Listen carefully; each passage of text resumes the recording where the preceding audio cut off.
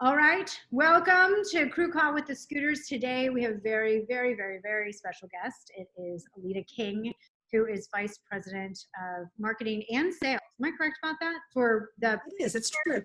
Symphony Orchestra. Yep. So Aleta, thank you for taking time out of the extremely busy schedule that you have and hanging with us today to talk about the PSO. Thanks. I am so excited to be here. Some So- of my favorite people. No, we love you. We appreciate it. We do, we absolutely do. And we also pay her to say, Yes. No, absolutely. I love it's been some of the most rewarding work I've done lately. Working with the Scooters has been fantastic. Aw, thank you. Thank you. Awesome.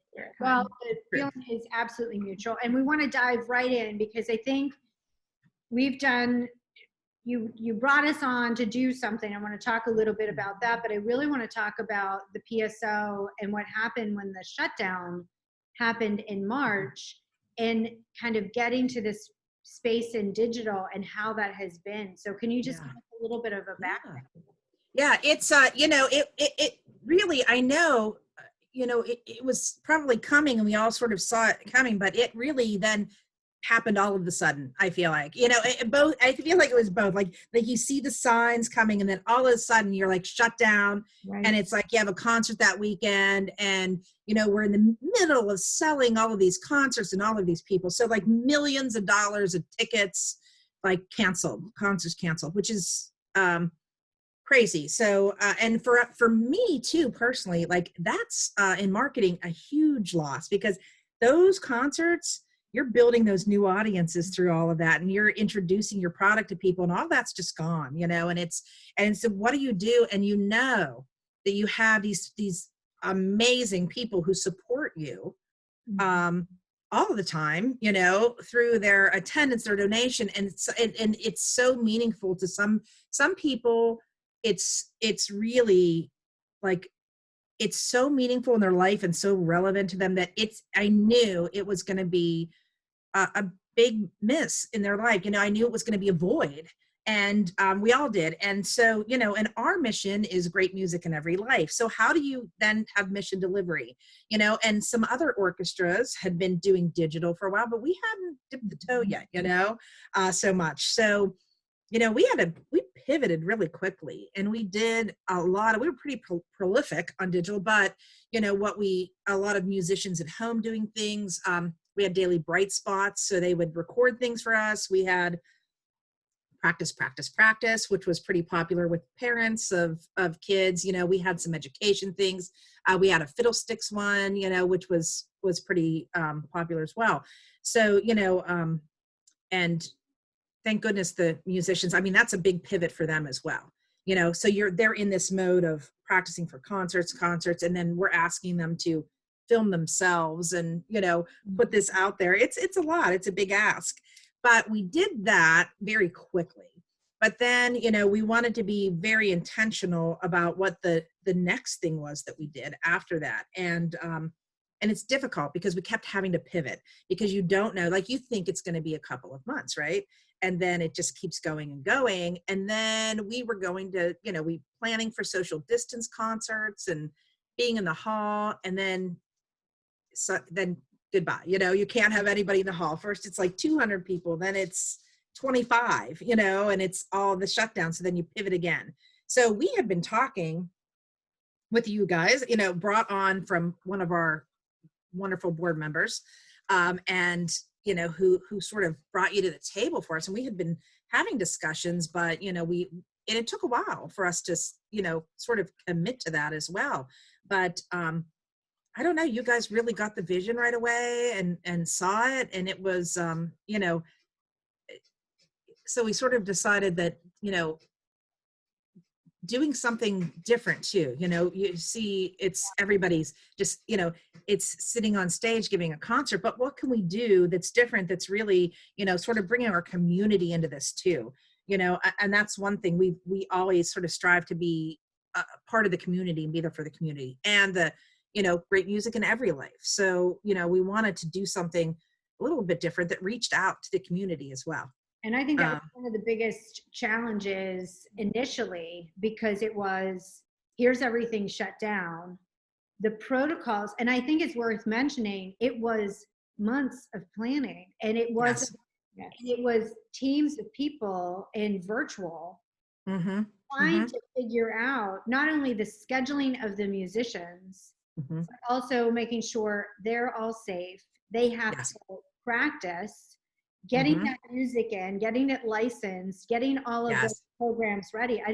The Right. amount of people that worked on every single, and when you Exactly. credits, you go, oh my gosh, but I don't think people understand the hundreds and hundreds of hours pulling that Oh, yeah. together to make sure that everybody was safe. But the one thing that you said all along from the very, very beginning, because I think we started talking about this in May, Yeah. Mm-hmm.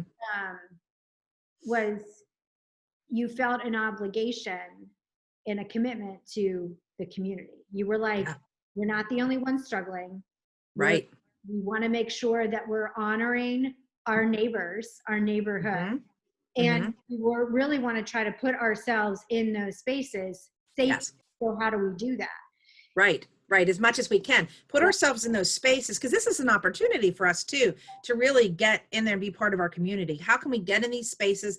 And I think it's really important to say, how can we, the uplifting piece of that too? How can we be uplifting in a time when, it's difficult for people. So how can you be uplifting? How can we be part of this community, knowing we have protocols to go through and everything shut down? And you think about, for us, it's different, and the licensing and what music you can perform without a full orchestra, because you think, your wind instruments, Right. that's blowing out air. Typically we would have concerts with blowing out, but it's true, blowing out air at people. But also, typically we might have, we haven't been able to do anything with the choir that we normally would do, because, singing out at people, or at least at our orchestra, so it's really a lot of consideration. And when you think about it, you start to think, if you get in the nitty gritty of it too, musicians, this is, their livelihood is this. If they were to get, especially a virus that can affect the lungs and what have you, that could be career damaging. That's a big thing there. So, you really have to think about the total safety of the orchestra. Saw that when we went to go look at locations, because we were starting to scout, and you remember this. It was like, this would be amazing, and then it was like, the ventilation isn't right.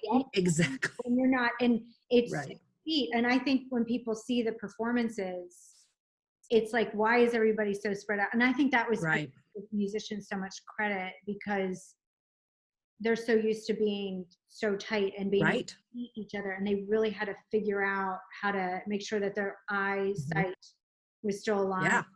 To see each other, to hear each other. Yeah. There were times when it's really hard to hear each other too. And, you don't always have your conductor there or somebody, because it's just a very different, think about the heavy lift for these musicians. They got their music pretty late too. By the time you could license it, get it all together. We had to pivot pretty quickly. Yeah. They didn't have a lot of time to prepare that. This will just go to show you the level of excellence of the orchestra as well. They didn't have a lot of time. They hadn't been together for almost 6 months. That's amazing. And then coming back in from being isolated, and then coming back in and performing together and capturing it live to go out to the world. Wow. That, I gotta tell you, that had to be a ton of anxiety, right? A ton of anxiety and a ton of trust, because it was like, you have to trust you, and then this team that you've brought in to go, we're going to handle it the best way that we know how. Plus, we're going to show you things that you normally don't see when you're sitting in the audience. But I can't even imagine, because world-class performers haven't been together in 6 months, and then it's like, but practice at home, but then come back, do a couple rehearsals, and we're going to stick a lens in your face. We're going to stick a lens in your face. We're going to be right in your face too, and we're going to get in there, because we want to see all that too. So for me too, and I think, I don't know if you guys remember that very first capture and that first sounds that came off the stage. And I got to tell you that I get goosebumps thinking about it now, but I just tears in my eyes, because and the emotion of being in that room at the time too. And just, you could feel it coming from the stage too, the emotion that they had to have. I mean, just being back together, it's a lot. I mean, they haven't been able to do what they do for so long. And and even though there's masks on and we have I really feel like you can see it. You can see it in their eyes, and you can just feel it from the way that you guys captured it. I think you can feel it. It's like a beautiful, I mean, I love all the images and the way we capture it, because I love I think I'm like a broken record internally sometimes, where I always want the photos and the things that capture the passion of what we do. Like even when you can't hear it, like if it's I want those photos that have that capture it, and these, you can hear it too, but these images, I think the way that you capture them is just, it's beautiful, and it gets in there. And I mean, why we called it front row, right?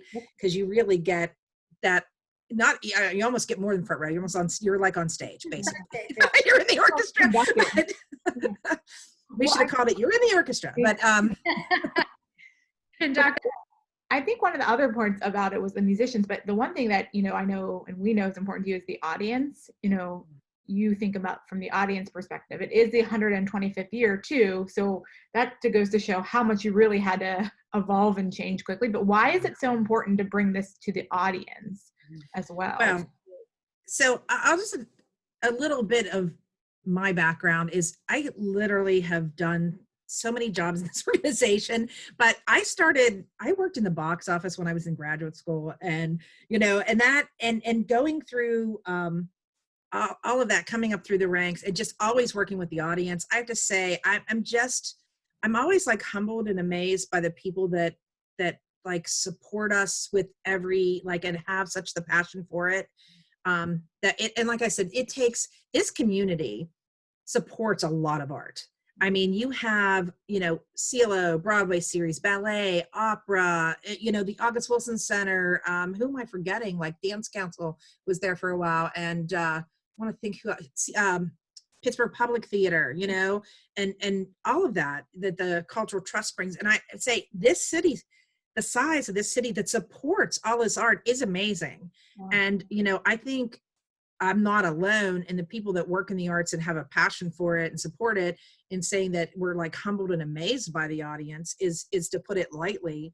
But also you feel that responsibility to that audience, there definitely is a responsibility. They're supporting something, like you're trying to put this out there, and for people, because you live in Pittsburgh too, right? So there's that connection of it's amazing to have this in Pittsburgh, and I think sometimes, when you live in a city, you take certain things for granted, right? But to have all of this amazing art right in our own backyard, it is, and I think as somebody working in the arts, it is a big responsibility as well. So, but I love the audience, and I think we wouldn't be here without that support. So the arts isn't something that's, in other countries, it's supported by the government, right? But like, yes, we get grants, we get, there's foundations and all of that, but that's just a piece of it. We wouldn't be here without that audience donation and subscriptions and the people who want to attend.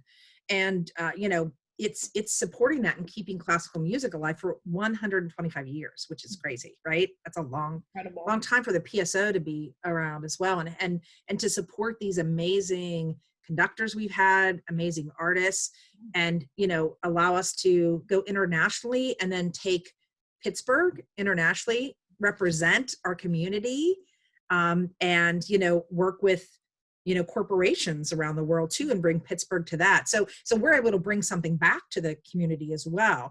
And I just think it's somewhat of a symbiotic relationship, but I think, we most definitely feel the responsibility of that for our community, if that makes sense.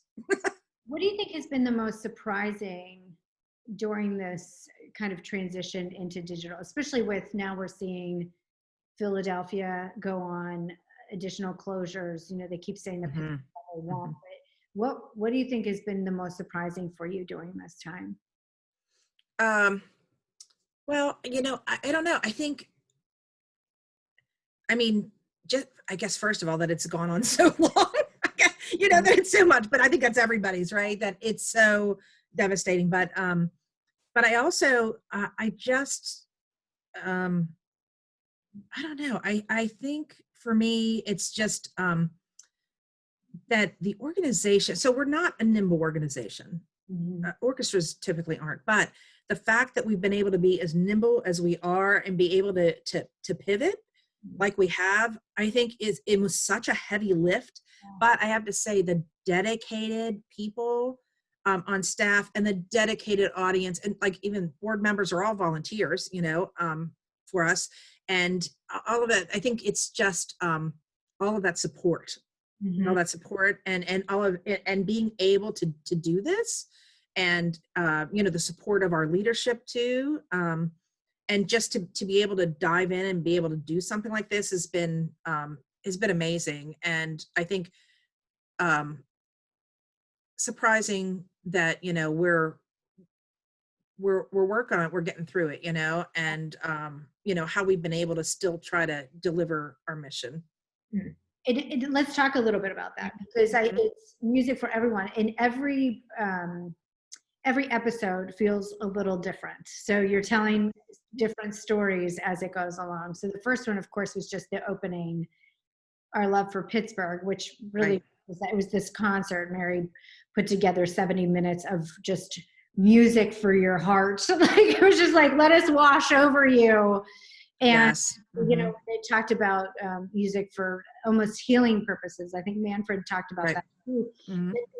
As we go through the episodes, do you want to talk a little bit about what people are, because we have one coming out this Friday. Right. And I will say, like, when Mary and and others put programs together, they wholeheartedly feel that program from start to finish. I mean, they like live and breathe this stuff. So it's amazing to me at the end, like, it's what's, all of that put together. And Manfred being very spiritual as well, and amazing. So all of that together is fantastic. And just a shout out to, all of Mary, Shelley Fuerte, Suzanne Perino, Adam Gillespie, all the people that put all of that together. So coming up, so you saw that sort of opening, Our Love for Pittsburgh. And then in our next episodes, that originators and disruptors, and you'll see a lot of Beethoven here. And, this is, Manfred can talk about Beethoven amazing. I mean, he's a wealth of Beethoven knowledge there as well. But obviously a very beloved composer, a very known composer. So it's great to sort of dive in. And some of the Beethoven you don't always hear. So, we'll do a Beethoven 5th or 9th, and people come out in droves, and it's fantastic, and it's always exciting, and it kind of never gets old. And and you have different conductors will do different takes on it, but you have some of this Beethoven that you don't hear all of the time, because what we're putting together are smaller groups, and what they have to do, and I think it's fantastic to have that dive into that. So you'll see, and I like really special that we were in Falling Water as well. So you're going to see that, and that location, that backdrop is just amazing. And some of what we captured there was difficult and fun all at the same time, right? We had the most gorgeous day. We did. We lucked out. We had so much incredible weather. I think we really lucked out, because that was not always in the forecast. Like, it was not. More people were checking the weather in Mills Run, PA than ever before in the weeks leading up to that capture. Because that's 100% true. Right. And a lot of people checking weather.com. Yes, it was crazy. It's crazy. But, and we had a couple days like that where they were like, oh no, we're not. And I think what a lot of people don't realize is that the weather dips too low. These musicians' instruments are at risk, especially reed instruments, or they just don't, the sound is different, but also just, the violin, like the string instruments too, to be able to be into too high of temperature, too low of temperature. Their instruments are worth so much money, and they can't just put them at risk in any weather, So I think that's one, it's a little background information people don't realize. So, we're putting in heaters. Yeah, I think it's worth noting, because there is so many, there was, temperature that we couldn't dip below, temperature Mhm. we couldn't dip above. Above. We're in like this really Yep. strange space of months here in Yeah. Pittsburgh. You're absolutely right. And even going to Falling Water, it was like, so in some spaces you do see those heaters or whatever, because the integrity of the instrument and the sound of it Mhm. has to be within those ranges, or it could crack, or you could have something really devastating happen. So Right. You put that warm air into a cold wood instrument, you Oh, know, yeah. that it's not going to be good. So, you know, it's, I think too, and, you know, and our musicians really, you know, pushed as far as they could. I mean, Yes. bless them, but you know, it can be rough, and those heaters were a necessary thing for them as well. So I mean, we were white knuckle in a couple of days, but we had something was on our side there, because we really lucked out. So we had some good weather, we had some challenges, but you know. yeah, well, Falling Water was fun. It was fun, but it was tough because everything was, Yep. it's so beautiful that Mhm. how it was designed. Mr. Frank Lloyd Wright, but he wasn't expecting a production crew to. He was not expecting a I production wouldn't. crew. And I had that one moment where we were on, you know, this overlook, and you're seeing this beautiful thing, and over in the corner are like a ton of people like certain description. I was like, I am not like losing this moment in my brain, because Right. it is so much fun, you know, and it just is, it's Yeah, that's. like, I remember you leaned over and said that when we were watching the. yeah, like people up against the wall, like can't be seen, but you know, it's just so many people, and but it was, and so much, you know, work to do that right, and it was, but it was fantastic, and you know, all the way through, like your team is amazing, you know, and they take care of the musicians, and they are so professional, and just, and they're so, what can I say, they just go, you know, and it's great. It's so fantastic, you know, and not, you don't hear a complaint or a ooh or whatever, you know, it's just, they work, you know, they're at it, and they love it. They love what they're doing. You can tell they love what they're doing. And that's so much fun. And then you have like this amazing talent in the orchestra, and then you have this amazing talent on the camera as well. So like, you know, but both groups, like I think the Scooters and like there's a level of excellence, right? So Yes. so why I think it was a good pairing as well, is there is a level of excellence that you know, you guys came on and fit right in, because we're always pushing ourselves, and you guys are always pushing yourself. So you know, that all, you know, and by the way, that doesn't come together without this sometimes internally with us, and through that, you know, like it's, you know, and it's changed for us, Right. you know, that's a big, I mean, that's part of the big lift it was for us too. It's so much change for everybody, but I have to say everybody was, you know, it was an amazing time, and a lot. And I think when you see the product, and I haven't gotten past this next episode, I know, but when you see the product, it's amazing to see. It seems effortless, and it's wonderful, and and like knowing how much went into that. I'm so proud when I watch them, because you know how much went into that, Yeah. and how much blood, sweat, and tears went into all of that. Mhm. And but it's really fantastic. And then when you get to episode 3, so like if you get to part 2 of episode 2, you know, you get the Warhol and all of that, which was a lot of fun. Some of that, I love some of that footage, is great. And then when you get to episode 3, it's really a departure. It's a little bit of a departure, but it is, I think it's so community oriented. And we introduce our new principal pops conductor, Byron Stripling, on that, who is just a light. You know, I think he's just a light, and I think it really is going to come through, and you're going to see us, you know, address some things, and see us, you know, in with this music. It's just different. It's more of that pops feel too. So it's kind of like, you know, I said these episodes kind of expose or represent who we are all at the same time, because you have these like classical, and then, you know, you have some crossover with the pops in those that you haven't seen before, so it's a little different. But then you have a very community oriented, and then, you know, with Holiday, we're all like Holiday, you know, so you kind of see all of our like different facets in some way as well, which I think is interesting. And it was interesting because when Byron came to Pittsburgh, which his background and his, you have Manfred, who unfortunately couldn't be here, but having those conversations and feeling all of that passion, and then to have Byron come here and experience that, and knowing he was so specific on what he really wanted to give. And I think that's what everybody has been talking about. That was, we're giving a gift.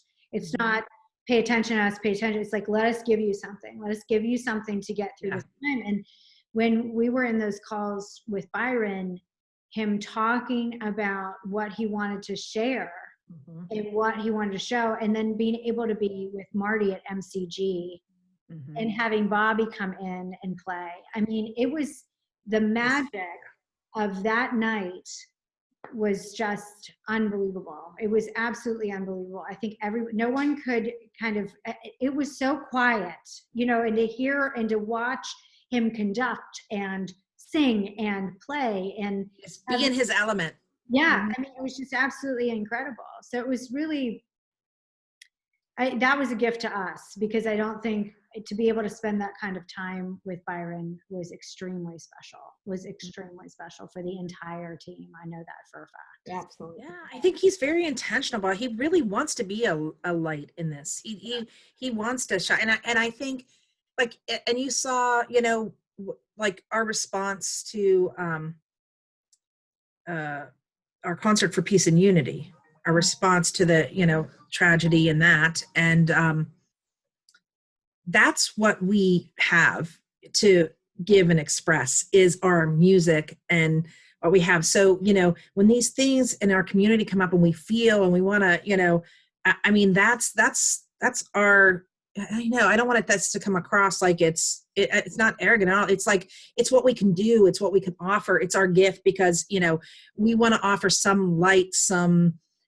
let go, feel something, and the programs are put together with so much care and thought to try to let people have that uplifting moment, or that escape, or express something, and with that, or come together in some way. So with the concert Peace and Unity, we were able to come together. That community was able to come into the hall and come together and feel that together. And in that room, you really felt it.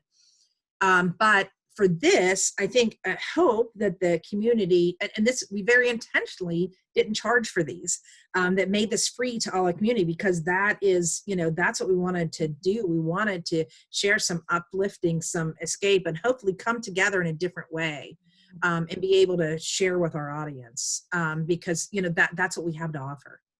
And you do offer scholarship and fellowships. I mean, I think that was the most surprising. I've always known that. I mean, my parents subscribers for years and years, and that was the joy of doing this and being a part of it. But there is an intentional drive to ensure that music gets into the community, and you're able to do stuff. So you've pulled people out and brought musicians through this program, and I think it's pretty outstanding, because I know there's a want to be able to do more with that. Yeah, absolutely.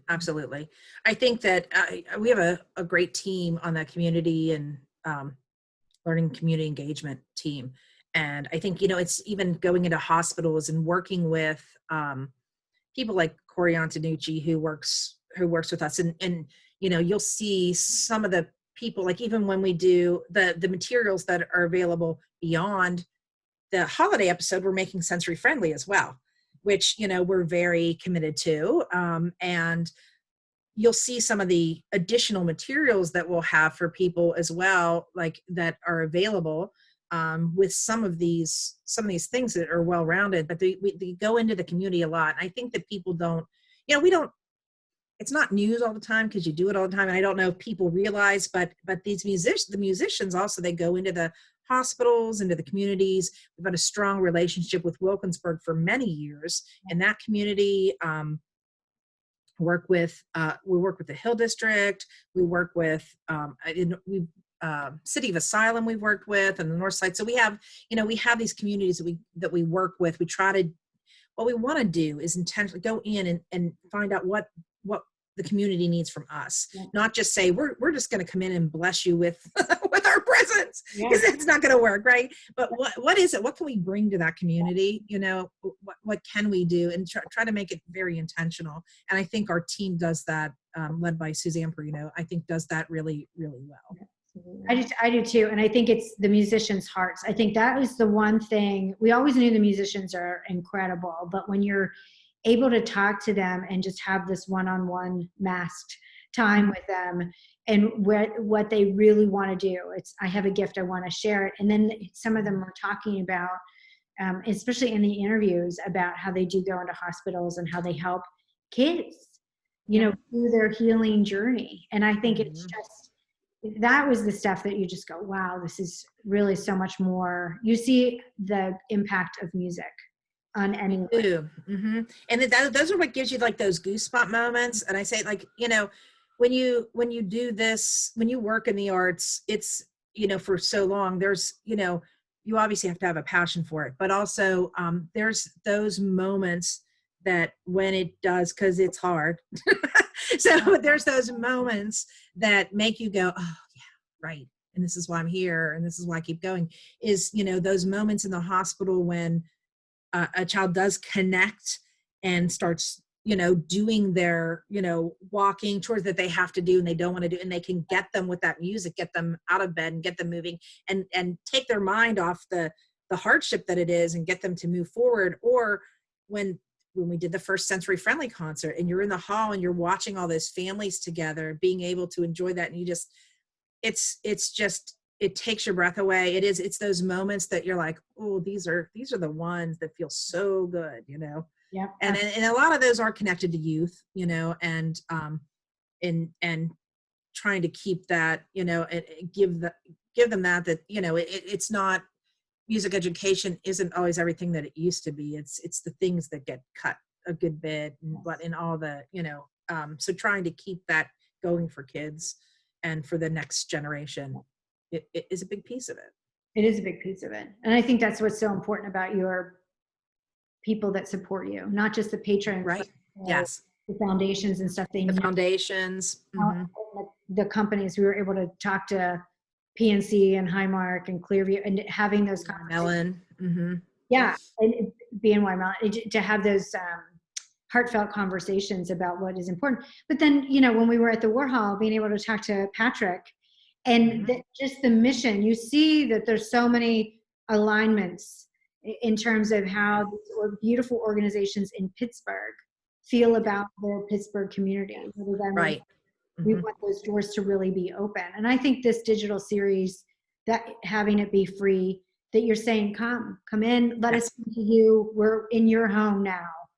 Right. We want to be, and we probably didn't get to do that as much as we wanted because of COVID, but we did get a good bit. I mean, I think we got a good bit in the community, and, but we want to come to you, you've come to us all these years. We want to come to you as well. But, part of that is coming to you digitally into your home, but part of it is too, we want to be in the community and be in different spaces. So I think it was great when we were able to, and we could do that, like at the Warhol, and they're so gracious to, and I'm sure it was no easy lift for them either. So gracious for the places that allowed us to be in, and some of the ones that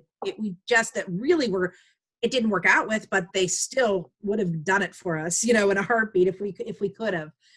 So, it was great to see that, it sort of was open arms for us as much as humanly possible during a pandemic. So